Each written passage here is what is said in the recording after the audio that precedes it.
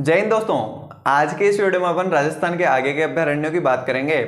पिछली वीडियो में अपन ने 4-5 अभ्यारण्य देखे थे।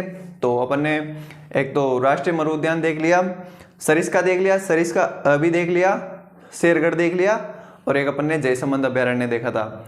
आज के इस वीडियो में अपन आगे के अभ्यारण्यों में कुंभलगढ़ अभ्यारण्य देखेंगे, फुलवारी की नाल अभ्यारण्य देखेंगे, सज्जनगढ़ अभ्यारण्य देखेंगे और सीता माता अभ्यारण्य देखेंगे।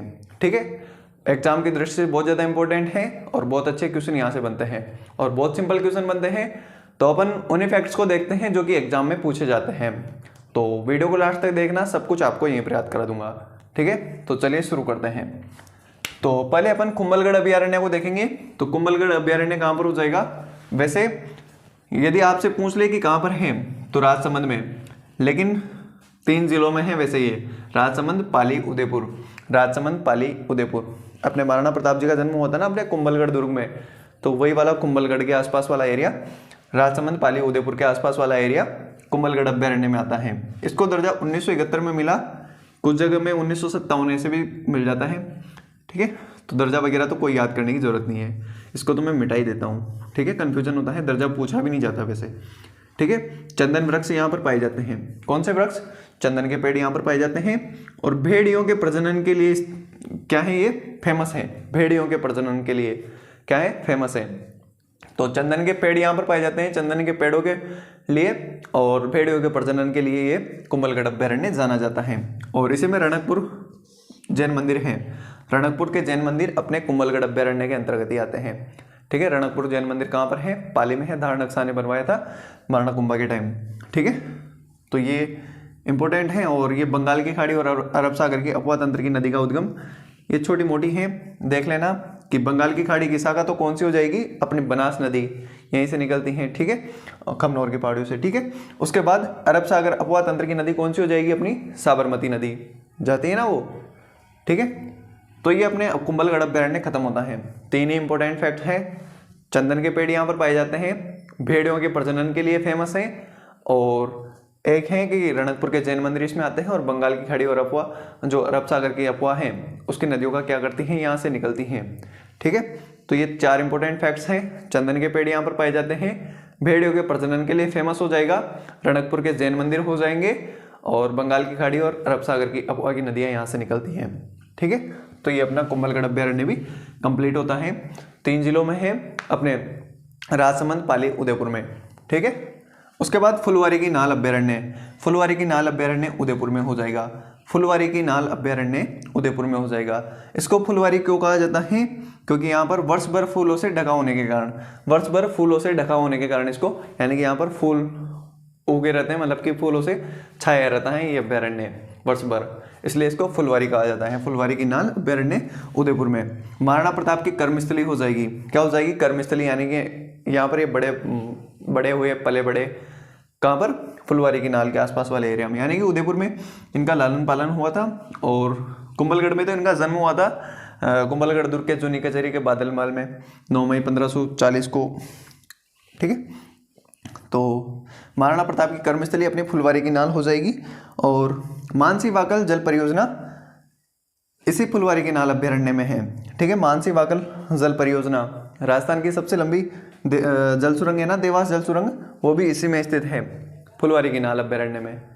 फुलवारी की नाल अभ्यारण्य कंप्लीट होती है। 4 इफेक्ट है, उदयपुर में है, और वर्ष भर फूलों से ढका होने के कारण फुलवारी कहलाता है। इंपॉर्टेंट सिर्फ यही है कि महाराणा प्रताप की कर्मस्थली। वैसे ज़्यादा इंपॉर्टेंट तो ये है कि फुलवारी की नाल कहाँ पर है। अपन से स्थान पूछा जाता है, स्थान में उदयपुर हो जाएगा।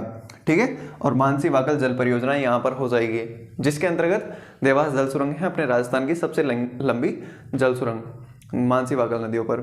ठीक है, तो ये अपना फुलवारी की नाल कंप्लीट होता है। इसके बाद सज्जनगढ़ अभ्यारण्य, ये भी उदयपुर में हो जाएगा। तो फुलवारी की नाल कंप्लीट होता है अपना।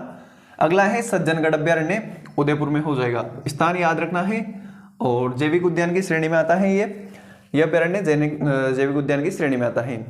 किसकी श्रेणी में आता है? जैविक उद्यान की श्रेणी में आता है। राजस्थान का दूसरा सबसे छोटा अभ्यारण्य, सबसे छोटा तो कौन सा है? सरिस्का, मान ली ओनली 3 वर्ग किलोमीटर पर फैला हुआ है, और ये ओनली 5 वर्ग किलोमीटर पर हो जाएगा। राजस्थान का दूसरा सबसे छोटा ठीक है, बांसदरा की पहाड़ियों पर स्थित है, तो ये ज़्यादा इंपॉर्टेंट नहीं है। दूसरा सबसे छोटा अभ्यारण्य है, ये इंपॉर्टेंट है। ठीक है, दूसरा सबसे छोटा अभ्यारण्य है, ये इंपॉर्टेंट है। तो सज्जनगढ़ अभ्यारण्य कहाँ पर हो जाएगा अपना? उदयपुर में हो जाएगा। राजस्थान का दूसरा सबसे छोटा 5 वर्ग किलोमीटर पर हो जाएगा, बांसदरा की पहाड़ियों पर हो जाएगा और जैविक उद्यान की श्रेणी में आता है। तो सज्जनगढ़ अभ्यारण्य भी अपना कंप्लीट होता है। इसके बाद बात करते हैं अपन सीता माता अभ्यारण्य की। सीता माता अभ्यारण्य वैसे प्रतापगढ़ में है। कहाँ पर है? प्रतापगढ़ में है। तो बहुत बार पूछा गया है कि सीता माता अभ्यारण्य कहाँ पर है? प्रतापगढ़ में है। सीता माता मंदिर और लवकुश जल स्रोत होने के कारण इसका नाम क्या पड़ गया? सीता माता अभ्यारण्य। कौन सा अभ्यारण्य पड़ गया? सीता माता अभ्यारण्य। सीता माता का मंदिर है यहाँ पर और लवकुश 2 झरने हैं, लवकुश नामक 2 झरने हैं। ठीक है, सीता माता का मंदिर हो जाएगा। लक्ष्मण झूला भी यहीं पर है। चीतल की मातृभूमि कहलाता है। उड़न गिलहरियों का स्वर्ग या उड़न गिलहरी के लिए बहुत फेमस है ये अभ्यारण्य। तो बहुत बार क्वेश्चन पूछा जाता है कि उड़न गिलहरी के लिए कौन सा अभ्यारण्य प्रसिद्ध है, तो वो हो जाएगा अपना सीता माता अभ्यारण्य। सीता माता अभ्यारण्य कहाँ पर हो जाएगा? प्रतापगढ़ में। चीतल की मातृभूमि है और सागवान के पेड़ यहाँ पर पाए जाते हैं। बहुत ज़्यादा इंपॉर्टेंट है, सागवान के पेड़ अपने यहाँ पर पाए जाते हैं। सर्वाधिक औषधियों वाला अभ्यारण्य, ये भी इंपॉर्टेंट है। और जाखम नदी पर जो जाखम बांध बना हुआ है वो भी अपने सीता माता अभ्यारण्य के अंतर्गत ही आता है। ठीक है, राजस्थान का सबसे ऊंचा बांध 81 मीटर हो जाएगा जाखम नदी पर, जाखम बांध। ठीक है, और NH-56 यहाँ से गुजरता है। कौन सा national highway? National highway number 56। तो ये अपने सीता माता अभ्यारण्य से फैक्ट भी कंप्लीट होते हैं कि प्रतापगढ़ में है, चीतल की मातृभूमि, उड़न गिलहरी के लिए फेमस, सागवान के पेड़ों के लिए फेमस है।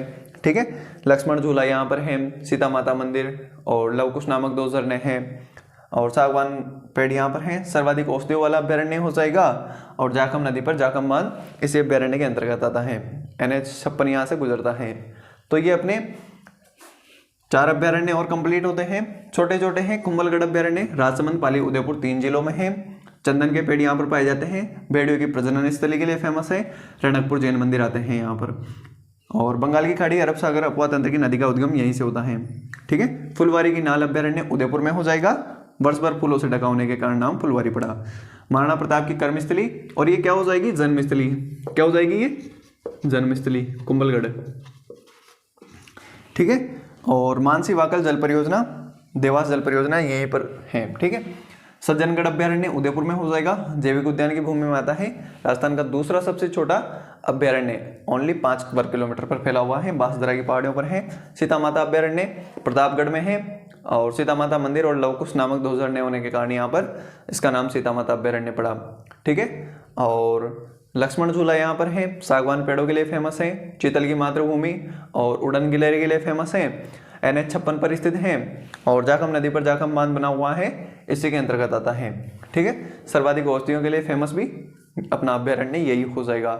यानी कि हिमालय के बाद सर्वाधिक औषधियाँ अपने इसी अभ्यारण्य में पाई जाती हैं। ठीक है, तो आई होप आपको ये अभ्यारण्य याद हो गए होंगे। तो वीडियो पसंद आए हो तो वीडियो को लाइक और चैनल को सब्सक्राइब कर देना। मैं मिलता हूँ आपसे अगले वीडियो में, तब तक के लिए thank you, tata, bye bye.